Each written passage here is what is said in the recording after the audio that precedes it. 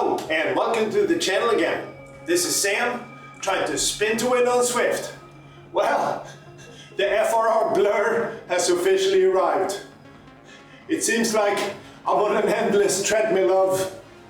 Another day, another race. I'm pretty happy with my effort yesterday. I didn't race as smart as I could have, that's for sure, and I need to learn from that. But at least the effort was there. And we're gonna need another max effort today during the iTT. I suppose as far as iTT goes, I'm looking forward to this one as much as I can because I think the parkour is pretty interesting. There are lots of lumps and bumps and it will be key to managing your power efficiently in order to get a good time today. So it's time to go for broke again. It's not a time to be... You are soft, weak! But probably I will be. Well, quick look at the CRP leaderboard after stage 7 to see where I stand. Me and my baby steps again. Apart from a swap between Darren Handley and Ty Schmidt in places 8 and 9, there were no changes at all in the top 10. What has also not changed is the need for scrolling. I am now in 69th place out of 90 riders who have completed all 7 stages. Another few baby steps, I guess, but still far from halfway up the leaderboard, alas. Alright, time to zoom around Harrogate again. What are you doing, Sam? Missing the start of the race. That's what you're doing. I was fiddling with my phone trying to get the proper music up and running, so I probably missed the first 5 to 10 seconds of the race. What a great start. You're such an idiot. Well, it was not a complete disaster, since I get going pretty quick. But I have to say, it did stress me out a little, so I went too hard in the first 5 to 10 minutes before I settled down. But more on that in a second. So, the strategy for today. Well, I had listened to the feedback I got from my previous ITT, so my plan was to go even harder on the hills and easier on the flats today, and really try to get some speed at the bottom of the descents to propel me up the start of the climbs. Let's see if it works. We are now approaching the first climb up the Yorkshire reverse comb. My average power is now around 325 watts, which is too high, so yet again I went off a bit too hard. But as mentioned, I did get a bit stressed from missing the start. That's my excuse, and I'm sticking with it. As planned, I upped my watts right before the climb to get a bit of a slingshot effect, and then I pushed pretty hard up the hill. I go harder on the first red section of the minimap, a little easier on the yellow portions, and harder again on the next red, and so on and so forth. I also tried to push a bit at the top of the climb to gather some speed so I can properly rest on the descent. And this is pretty much what I did on all the climbs during the race. We have skipped forward a bit here, and we are about to start the second lap. My average watts is now down to around 308, and I am starting to feel the effort. I've also caught up to my teammate Stefan, which, if nothing else, gave me a bit of a mental boost, and I stayed on his wheel for quite a while, trying to rest up for the second half of the race.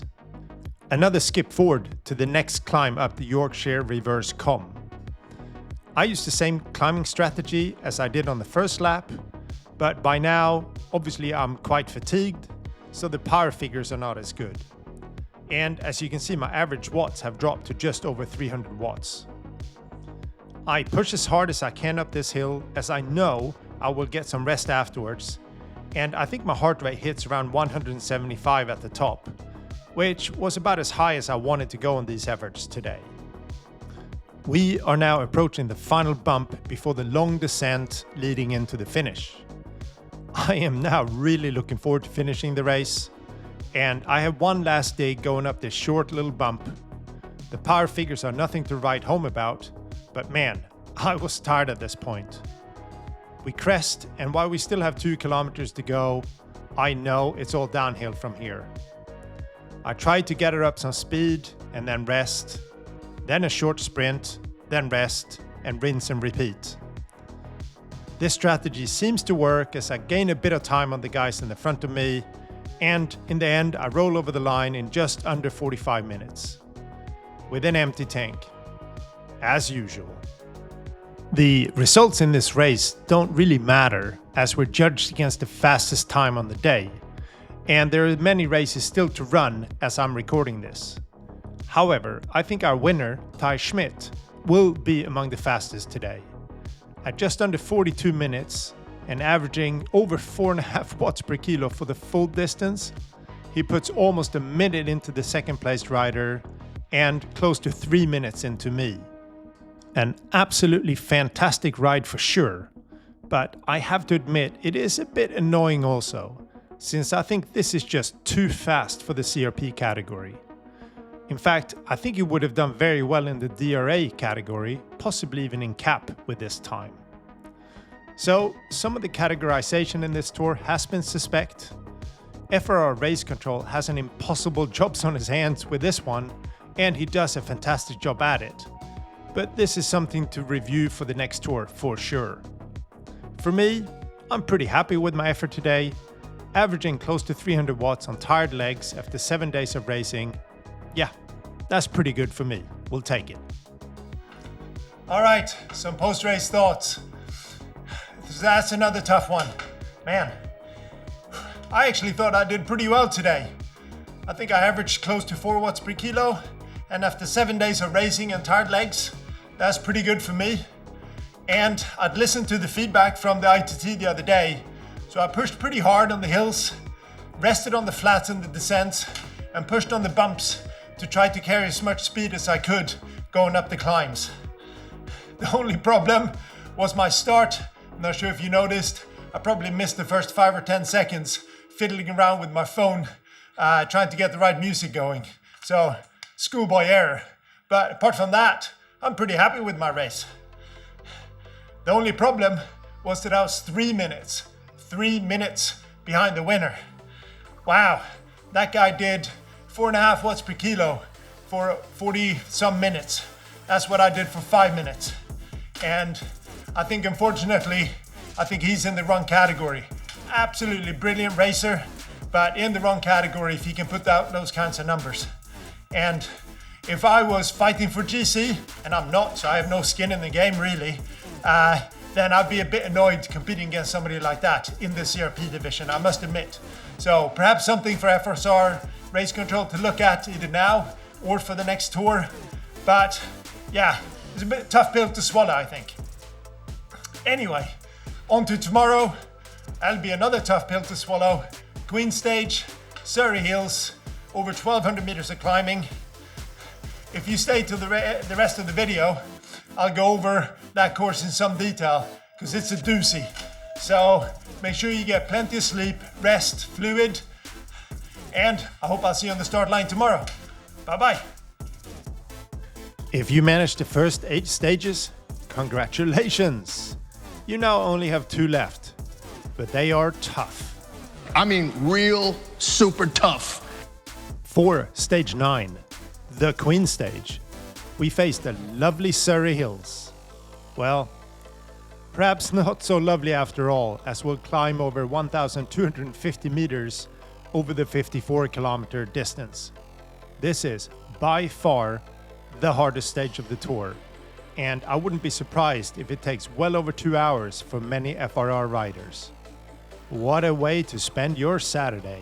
You guys are nuts.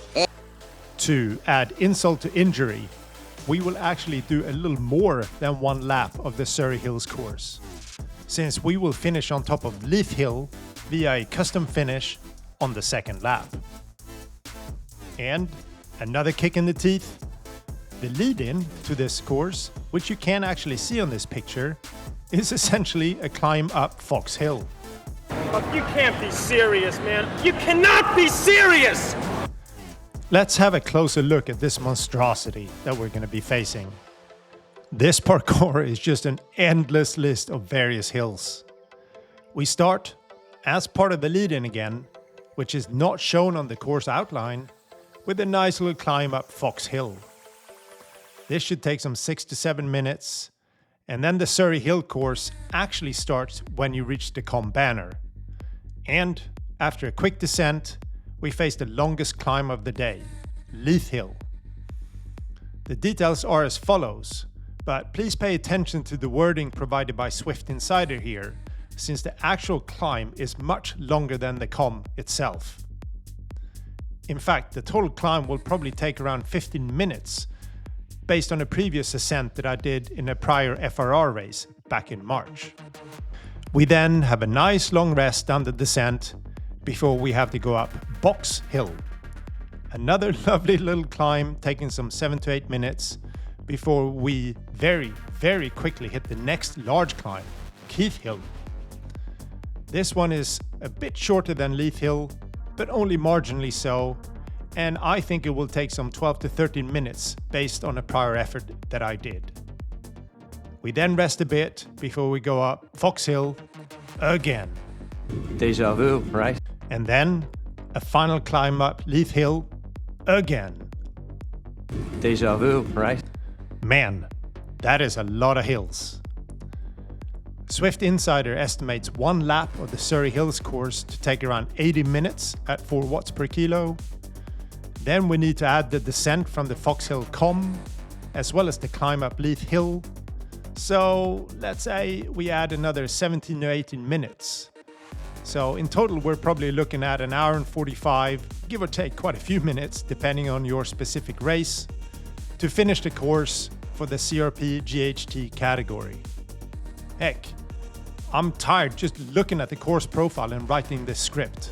Tomorrow is going to be brutal. Oh, you can say that again. I do hope I've not scared you away, and I will see you on the start line.